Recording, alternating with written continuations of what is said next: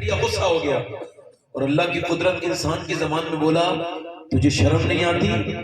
اللہ نے جو میرے لیے حلال کیا ہے تو میرے منہ سے اسے چھینتا ہے حالانکہ میں بھوکا ہوں۔ اس نے کہا یار تو بھیڑیا ہو کے بولتا ہے انسان کی زبان میں؟ اس نے کہا تجھے اس بات پہ حیرت ہے کہ میں بھیڑیا ہو کے انسان کی زبان بول رہا ہوں، اور مجھے اس بات پہ حیرت ہے کہ جنگل کے سارے جانور آمنہ کے لال کو اپنا نبی مانتے ہیں اور تو نہیں مانتا۔ نعرہ تکبیر، نعرہ رسالت، عظمت رسول، حشر سرکار غوث اعظم، تو نہیں مانتا۔ وہ بڑا متاثر ہوا، اس نے اس خوشخبری میں نا وہ بکری بطور نذرانہ اسے دے دیا، اور پھر جو ہے نا وہ مدینے آیا اور آ کر کے حضور سے بولا کلمہ پڑھائے۔ فرمایا اچانک کیسے آئے ہو، کہاں کے رہنے والے ہو؟ پوری بات جب بتائی نا تو میرے حضور نے فرمایا ابھی نہیں، میں سارے صحابہ کو بلاتا ہوں، ان کے سامنے یہ واقعہ بیان کرو تاکہ انہیں پتا چلے میں صرف انسانوں کا نبی بن کے نہیں آیا، جانوروں کا بھی نبی بن کے آیا ہوں۔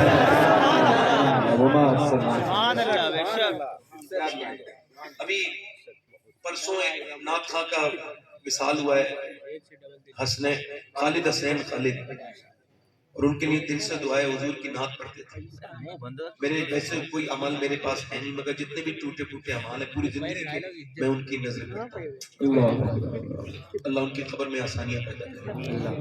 ان کے کلام وہ جو کلام پڑھتے تھے اس کے 2-3 شعر میں حضرت کی، چونکہ ابھی حضرت نے وہ مکتہ پڑھ رہے تھے، وہ حضرت نے مجھے شاباشی دی ہے، یہ غالباً زندگی کا پہلا حادثہ ہے، پہلی برکت ہے، سبحان اللہ ہے میرے لیے، بڑا حسین ہے۔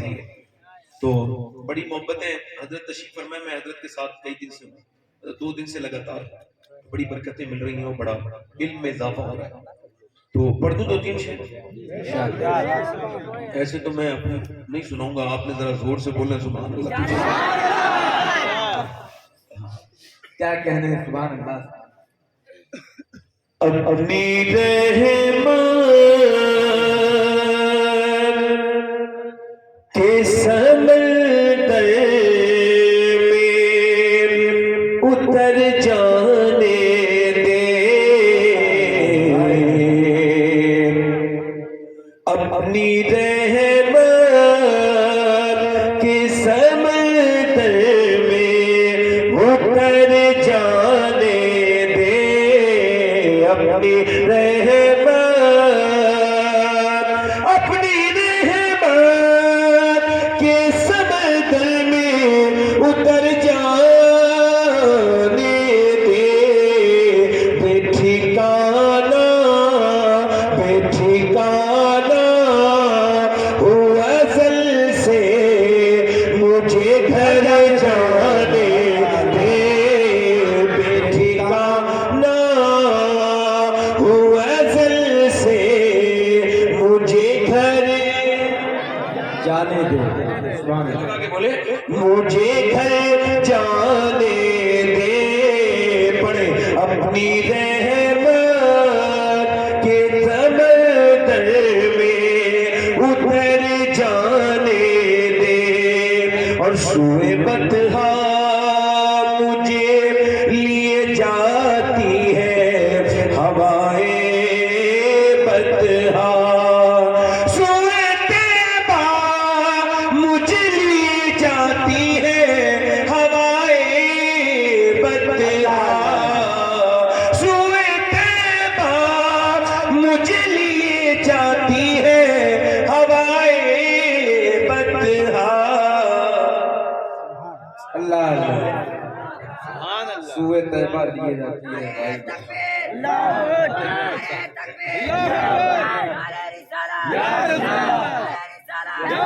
محمد بیٹھ جائے بھائی، آخری شعر پڑھتا ہوں، وہ شعر میں اوپر یاد بھی نہیں ہو، بھول گیا، آخری شعر پڑھتا ہوں، کوئی مسئلہ نہیں، غلطی پر اعتراف کرنے میں کوئی برائی نہیں ہوتی، بھول گیا، انسان بھولنے کا پتلا ہے، بھول جاؤ سبحان اللہ۔ آخری شعر پڑھتا ہوں، موت پر میری شہیدوں کو بھی رشکائے گا، کیا کہنے کیا کہنے، موت پر میری شہیدوں کو بھی رشکائے گا، موت پر میری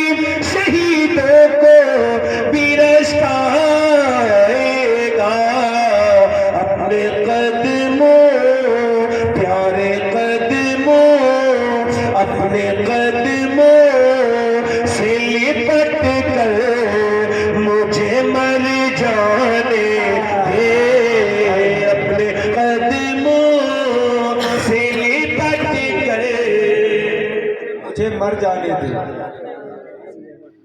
بس میں اپنی تقریر شروع کر رہا ہوں. تقریر کا میرا عنوان میں نے بتا دیتا ہوں تاکہ پھر تقریر سمجھ میں آ جائے. حضرت کی موجود میں کچھ تربیت کی نیت سے میری تقریر سنی. کوئی مسئلہ نہیں. آپ کی طرح حافظہ میرا مضبوط ہوتا تو میں نعت ہی پڑھ رہا ہوتا. توجہ ہے کہ نہیں؟ ہاں اب آئے بتا کیا بات. توجہ ہے کہ نہیں بھائی؟ میں نے تقریر شروع کر رہا ہوں اور تقریر کا عنوان پہلے بتا دیتا ہوں. میں کہہ رہا ہوں تربیت کی نیت سے تقریر سنی. تقریر کا عنوان ہے شکر خدا اور ذکر مصطفیٰ. سبحان اللہ. خدا کا شکر اور حضور کا ذکر. ٹھیک ہے؟ آپ نے آرام سے بیٹھنا ہے. جن لوگوں کو مرنا ہے آرام سے بیٹھ کے میری تقریر سنیں. ان کے لیے فائدے مند ہوگی میری تقریر. ہاں مائک میں کہہ دیجئے بھائی. توجہ ہے کہ نہیں؟ اب بیٹھے آرام سے. اللہ کا شکر اور حضور کا. اس وقت میں جو سب سے زیادہ دیکھ رہا ہوں وہ بے چینی معاشرے میں. کیا ہے؟ دولت ہے, بہترین آلات موجود ہیں, مگر سکون نہیں ہے. پہلے کے زمانے میں نہ گاڑیاں تھی, نہ پہلے کے زمانے میں لائٹ تھی, نہ پہلے پنکھا تھا, نہ چولہے تھے, نہ گیس کے چولہے تھے. عورتیں اگر کھانا بناتی تھی تو کئی گھنٹے انہیں لگ جاتے تھے کھانا بنانے میں. اب ایک بٹن دباتی ہیں تو کھانا بنا دیتی ہیں. آپ ذرا غور کریں, آپ اندازہ کریں پہلے لوگ اگر کوئی یہ چاہتا کہ میں لکھنؤ چلا جاؤں تو غالباً اسے 2 دن لگ جاتے ہوں گے, مگر اب اگر وہ دوپہر کو جائے گا تو شام تک اپنے گھر لوٹ کے آ سکتا ہے. آج کا زمانہ پہلے کے زمانے سے اپ ڈیٹ ہو چکا ہے, چیزیں بڑھ چکی ہیں. پہلے 1930 میں جب ہندوستان کے اندر قحط پڑا تھا تو تقریباً 50,000 ہندوستانی بھوک سے مر گئے تھے, مگر آج ہر چیز موجود ہے. آج انسان کے پاس جو ہے نا وہ بہترین کھانے موجود ہیں, اتنے کھانے کہ اب وہ کھانے سے مر رہے ہیں. مگر اب ایک چیز جو نظر نہیں آتی وہ ہے کہ انسان پر سکون نہیں ہے. اور سکون کے بارے میں غوث اعظم ارشاد فرماتے ہیں اللہ نے دولت میں سکون نہیں رکھا ہے, شکر میں سکون رکھا ہے. پہلے کے لوگوں کے پاس کچھ نہیں تھا, نہ لائٹ. وہ جو بزرگ ہمارے, اس کا ایکو بھائی کم کر دیں, ایکو کم کریں اور آواز اس کی بیس اس کا ہلکا کریں اور ٹریبل بڑھائیں. ایکو کم کریں, اس کا ریپیٹ کم کریں بھائی. پہلے کے زمانے کے لوگوں کی بات کر رہا ہوں. میں کہہ رہا ہوں وہ لوگ جو قبروں میں دفن ہیں, میرے اور آپ کے بزرگ, انہوں نے نہ تو اتنی بہترین لائٹیں دیکھی تھی, نہ یہ سب مال حالات دیکھے تھے, مگر پھر بھی ذرا دیکھیں آپ کیسے سادہ بھولے بھالے لوگ تھے وہ, کہ میاں اللہ کا شکر ایسے ادا کرتے تھے کہ ایک جوڑی کپڑے میں کئی لوگ شادیاں کر لیا کرتے تھے, ایک جوڑی جوتے میں گاؤں کے کئی لوگ شادیوں میں چلے جایا کرتے تھے. اب جب دیکھیں آپ, پہلے گیہوں کی روٹی مشکل سے ملتی تھی.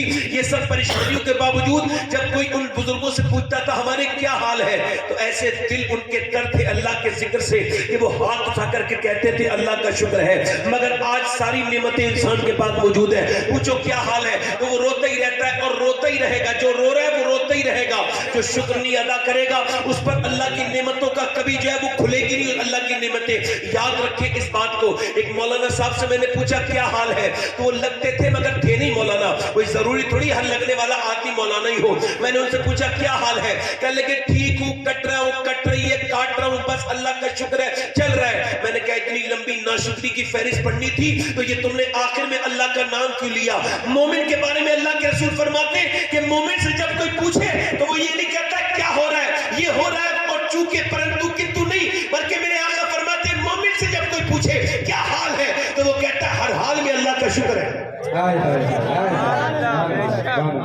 اچھا شکر انسان ایک اور کم کر دیں, شکر انسان میری بہنیں سنے تب ادا کرے گا جب اسے پتا ہو کہ میرے پاس کیا کیا موجود ہے شکر کے لیے, اور جب اسے ادراکی نہ ہو, اسے شعوری نہ ہو, تو پھر کیسے شکر ادا کرے گا؟ پھر تو وہ ناشکرہ بنا رہے گا, اور ناشکرہ نیگیٹو ہوتا ہے, وہ کبھی پازیٹو نہیں سوچ سکتا. ناشکرہ کہتا ہے دنیا سب خرابی ہے, اور جو شکر گزار کہتا ہے وہ کہتا ہے سب ٹھیک ہے، اللہ کا بڑا فضل ہے۔ یہ میں آپ دیکھ رہے ہیں یہ جتنی بھی ناشکری پاگل پن کی طرف لے کے جاتی ہے، انسان کو سائیکو بنا دیتی ہے، انسان کو ڈپریشن میں لے کر کے جاتی ہے۔ مگر شکر تو کرے گا تب جب اسے پتا ہو کہ میرے پاس کیا ہے۔ انسان سمجھتا ہے بہت بڑی میرے پاس کیا ہے۔ ایک صاحب سے میں نے کہا بھائی شکر ادا کرے، میں نے کہا وہ کہنے لگے میرے پاس کیا ہے؟ میں نے کہا انسان پہ میرے حساب سے جو پہلے شکر ادا کرنے کی وجہ یہ ہے کہ اللہ نے انسان کو جو انسان ہی بنا کر پیدا کیا۔ اگر وہ انسان نہ بناتا تو آپ کیا کر لیتے؟ میں کیا کر لیتا؟ اس نے اپنے فضل سے انسان بنایا۔ اللہ تعالی الانسان حین من الدہر لم یکن شیئا مذکورا۔ اللہ ارشاد فرماتا ہے انسان پہ ایسا دور گزرا ہے کہ وہ کوئی قابل ذکر شیء نہ تھا، اللہ نے اپنی مہربانی سے اپنے کرم سے انسان کو انسان بنایا۔ خواجہ معین الدین حسن چشتی غریب نواز اگر کسی کے بزرگ کا تعارف کرائے تو وہ کوئی چھوٹا موٹا بزرگ نہیں ہو سکتا۔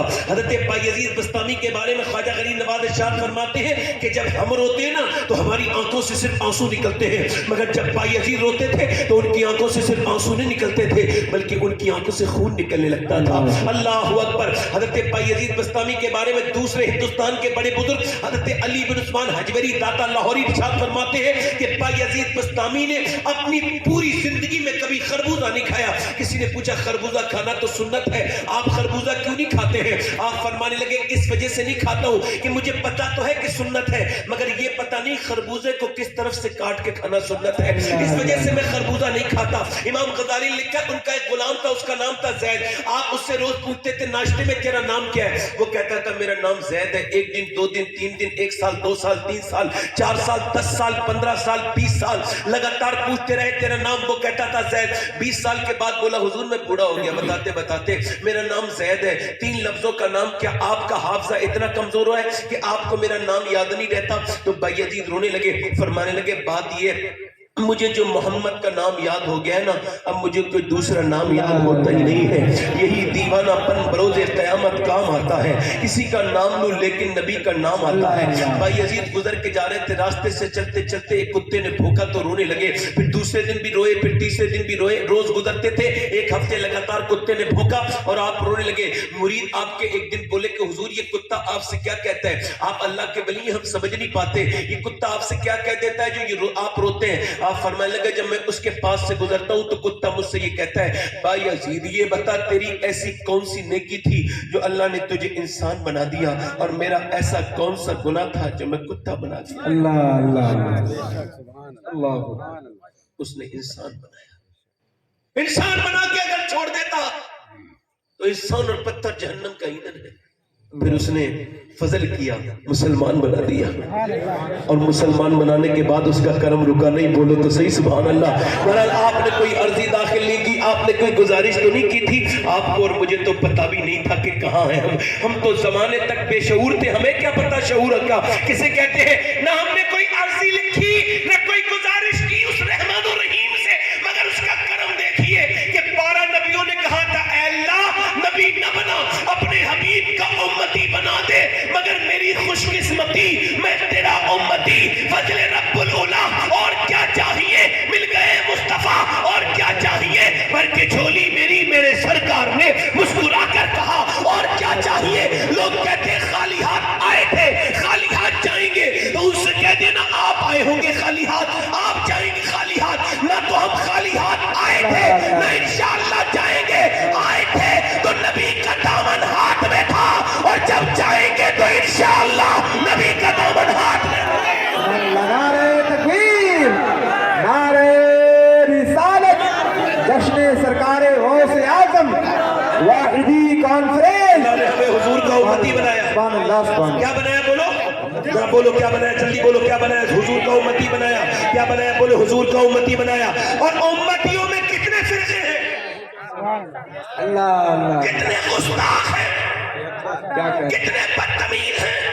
ان کے دادا ٹھیک تھے پوتے بگڑ گئے، اللہ اللہ، پر دادا ٹھیک تھے پوتے گمراہ ہو گئے، مگر اس کا شکر ادا کرو کہ اللہ نے جب تمہیں پیدا کیا تو یار کے غداروں میں نہیں یار کے وفاداروں میں پیدا کیا۔ سبحان اللہ، سبحان اللہ، بے شک۔ اعلیٰ حضرت کے ماننے والوں میں پیدا کیا ہے۔ ہائے ہائے ہائے سبحان اللہ اگر انسان سمجھتا ہے کہ دولت کو سب کچھ سمجھتا ہے، میں آپ کو بتاؤں، میری تقریر میں کہہ رہا ہوں نا، سبق کی نیت سے سنیے گا، اللہ کا شکر ہے آرام سے آپ سنیں گے تو بڑی برکتیں آپ کو ملیں گی۔ ذرا غور کریں، انسان دولت کو بہت بڑی بات سمجھتا ہے۔ ایک آدمی تھا بمبئی میں، میں اسے جانتا تھا، 52 کروڑ کی فیکٹری تھی اور 25 سے 26 کروڑ کا اس کا فلیٹ تھا۔ اس کے آس پاس اس کے اتنی کمائی، اتنی تو خالی اس کے پاس دولت تھی، اس کے علاوہ اس کا کیش بھی ہوگا، دولت اتنے بڑے آدمی کے پاس ہوتا ہے سب کچھ، مگر غور کریں اس کا ایک بیٹا